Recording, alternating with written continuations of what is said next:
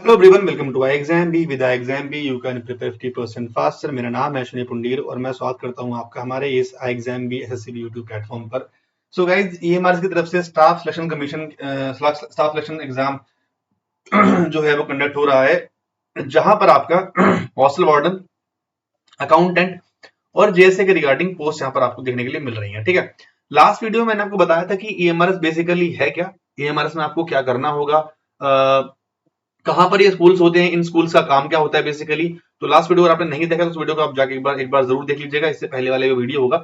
और इस वीडियो में हम बात करेंगे हॉस्टल वार्डन के बारे में। हॉस्टल वार्डन अपने आप में एक अच्छी वैकेंसी है, बढ़िया पोस्ट है, अच्छी अपॉर्चुनिटी है। सो उसको हम ग्रैब कर सकते हैं। और उसमें भी क्या है कि जॉब प्रोफाइल बेसिकली क्या रहने वाला है हॉस्टल वार्डन का, क्या आपको यहाँ पर काम करने होंगे, उसके बारे में यहाँ पर हम बात करेंगे। ठीक है, आइए स्टार्ट करते हैं इस वीडियो को। बात कर रहे हैं हम यहाँ पर हॉस्टल वार्डन की। टोटल 635 वैकेंसीज है, मेल की अलग है, फीमेल की अलग है ना। फॉर्म फिलिंग की लास्ट डेट 23 अक्टूबर है, उससे पहले पहले फॉर्म फिल कर दीजिएगा। और फॉर्म फिलिंग का जो अमाउंट है वो 1500 रुपए है, ये आपको पे करना होगा फॉर्म को फिल करते टाइम। ठीक है, अगर आपको इस एग्जाम के रिगार्डिंग कोई भी डाउट है, कोई भी स्ट्रेटेजी वाइज, सिलेबस वाइज कोई भी डाउट अगर आप पूछना चाह रहे हैं, तो हम इसके लिए एक लाइव वर्कशॉप कंडक्ट कर रहे हैं जो 20 सितंबर को होने वाली है। उसके लिए आप रजिस्टर कर सकते हैं और ये फ्री वर्कशॉप है, यहाँ पर आप आके अपने सारे डाउट्स आप क्लियर कर सकते हैं। और हॉस्टल वार्डन का पीवाईपी या फिर जेएसए का पीवाईपी अगर आपको चाहिए तो वो भी नीचे अवेलेबल है, उसको आप डाउनलोड कर सकते हैं। ठीक है, चलिए। हॉस्टल वार्डन मेल 346 वैकेंसीज हैं, हॉस्टल वार्डन फीमेल 289 वैकेंसीज हैं। ठीक है, टोटल वैकेंसीज जो है मेरे पास। और अगर बात करें यहाँ पर लेवल पे लेवल की, तो 29,200 यहाँ पर आपका बेसिक पे लेवल रहता है। चलिए, तो ये सारी चीजें मैं ऑलरेडी पुरानी वीडियोस में बता चुका हूं। इसके पैटर्न के बारे में, तो पैटर्न पे हम इसके बाद में आएंगे। पहले हम आते हैं इसके कोर्स पर। और आपको कोर्स की रिक्वायरमेंट है, कोर्स अवेलेबल है। और अगर हम बात करें काम की, तो आइए सीधा काम पर आते हैं। काम क्या करना होगा, तो देखिए यहाँ पर साफ साफ इन्होंने जो नोटिफिकेशन है स्टार्टिंग में ही लिखा है। अगर आपने नहीं पढ़ा तो मैं आपको एक बार फिर से बता देता हूं।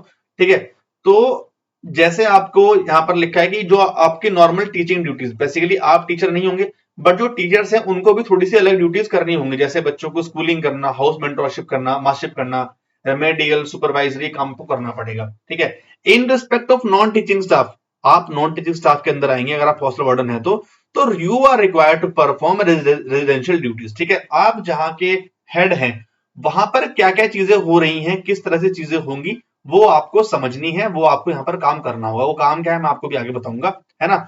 और रही बात यहाँ पर पोस्टिंग की, ठीक है, तो कैंडिडेट्स की पोस्टिंग जो है वो कहीं पर भी हो सकती है। ठीक है, on initial posting on selection and request for change जो है will not be entertained under any circumstances ever. ठीक है, तो पोस्टिंग कहीं भी हो सकती है, बट चांसेस क्या है मैं आपको बता रहा हूँ। चांसेस क्या हो सकते हैं, क्योंकि यहाँ पर थोड़ा सा रीजनल लैंग्वेज का थोड़ा सा एक सिस्टम रहेगा, तो मे बी चांसेस है कि आपने स्टेट के अंदर ही आपकी पोस्टिंग हो जाए, ऐसा लगता है। ठीक है, चलिए काम की बात करते हैं। तो बहुत सारे काम यहाँ पर आपको करने होंगे, जैसे कि सबसे पहला आपका काम है स्टूडेंट वेलफेयर। ठीक है, हॉस्टल वार्डन जो रिस्पॉन्सिबल होता है, ठीक है, आपके हॉस्टल के वेलबींग के लिए। ठीक है, जो भी स्टूडेंट्स हॉस्टल वार्डन के अंदर रह रहे हैं, ठीक है, उसमें चाहे उनकी मॉनिटरिंग करना हो, ठीक है, उनका फिजिकल इमोशनल हेल्थ हो गया, ठीक है, और कोई भी और उनको मेडिकल नीड्स उनको चाहिए तो प्रॉम्प्टली प्रोवाइड करना। ठीक है, डिसिप्लिन एंड बिहेवियर, बच्चों का डिसिप्लिन देखना, उनका सोना उठना खाना पीना, ठीक है, रूटीन प्रॉपर एक्सरसाइज कराना उनकी, मतलब वो टाइम पर बाहर जा रहे हैं, टाइम से आ रहे हैं। ठीक, ये सब आपको देखना पड़ेगा। That is maintaining crucial discipline and order with the hostel premises is a crucial responsibility. The warden एनफोर्सेस hostel rules and regulation. ठीक है, ताकि आपका जो रूटीन है वो स्ट्रक्चर्ड रहे और वो प्रॉपरली अप्रोप्रिएटली वो बिहेव करे। ठीक है, एकोमोडेशन मैनेजमेंट। ठीक है, accommodation management, the warden overseas hostel accommodations ensuring students have suitable living conditions, proper bedding, sanitation facilities and a conducive study environment. ठीक है, अब वो रहते कैसे हैं, ठीक है, उनकी बेडिंग प्रॉपर हो रही है, लिविंग कंडीशन कैसी है, वॉशरूम वगैरह साफ है, ठीक है, मच्छर तो नहीं है, ठीक है, सैनिटेशन हो गया, है ना। और आपको वहां पर प्रॉपर टेबल, लाइट, पढ़ने का एनवायरनमेंट आपको मिल रहा है नहीं मिल रहा है। ठीक, safety and security most important. ठीक है, आपके अंदर जो भी पैरामीटर, जो भी आपके अंदर एरिया आ रहा है, बच्चे वहां पर सेफ रहें। ठीक है, वहां पर ज्यादा लड़ाई झगड़ा ना हो। ठीक है, रात को प्रॉपरली चेक करना कि सारे सेफ्टी चेक प्रॉपर हैं। ठीक है, और सारी कंसर्न्स को ध्यान से उन पर प्रॉम्प्टली उन पर एक्ट करना। ठीक, एकेडमिक सपोर्ट। ठीक है, warden support students academic progress by providing guidance. ठीक है, अगर आपको चाहे, ठीक है, उनको भाई अगर किसी बच्चे को लाइब्रेरी में पढ़ना है, ज्यादा उसको स्टडी गाइडेंस चाहिए, ठीक है, किसी को नहीं पढ़ किसी को पढ़ना कम है, खेलना ज्यादा है, तो इन सारी चीजों को एकेडमिक सपोर्ट देना भी हॉस्टल वार्डन का काम बनेगा।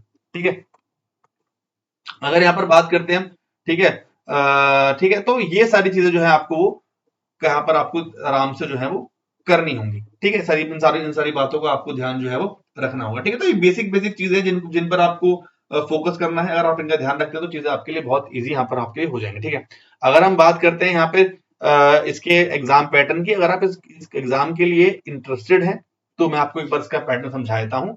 जनरल अवेयरनेस आपका आएगा टीयर 1 में, है ना। टीयर 1 में आपके 5 सब्जेक्ट आएंगे, general awareness, reasoning ability, knowledge of ICT, quantitative aptitude, है ना, ये सब कुछ आपका आएगा 100 क्वेश्चन 100 नंबर के। अगर आप ये क्वालिफाई कर जाते हैं, सिर्फ क्वालिफाइंग है, इसके मार्क्स ऐड नहीं होंगे, तो आप इसका टीयर 2 देंगे, जहां पर आपका सब्जेक्ट स्पेसिफिक क्वेश्चंस रहेंगे 40 ऑब्जेक्टिव 15 डिस्क्रिप्टिव, जिसमें आपका फोक्सो रहेगा, जिसमें आपका एडमिन एप्टीट्यूड रहेगा। ठीक है, ये सारी चीजें, ठीक है, और ये सब कुछ आपको पता होना चाहिए ताकि आपने पोक्सो वगैरह सब कुछ पहले से अच्छे से पढ़ा हो। ठीक है, सो इस तरह से आपका एग्जाम पैटर्न रहने वाला है। तो अगर कोर्स की रिक्वायरमेंट है तो कोर्स हमारे पास अवेलेबल है, ये फैकल्टीज है जो आपको यहाँ पर कोर्स में हेल्प करने वाली हैं, और अभी बिग बी डे चल रहा है एग्जाम पर, जहां पर आपको मैक्सिमम 65% तक का आप जो है ऑफर अवेल कर सकते हैं। ठीक है, लिंक्स नीचे अटैच्ड है, जाके आप इस कोर्स को बाय कर सकते हैं। ठीक है, आई होप चीजें आपके लिए क्लियर हो गई होंगी। और इसलिए मैंने कहा कि वर्कशॉप भी है फ्री आपके लिए, उसमें आप जाके वर्कशॉप में आप चीजें पूरी क्लियर कर सकते हैं। ठीक है, thank you so much guys, I hope things are clear now. So अच्छे से समझिए चीजों को, एंड फिर आप एक सही डायरेक्शन में आप यहाँ से आगे बढ़ सकते हैं। Thank you so much, exam help prepare 50% faster. Thank you.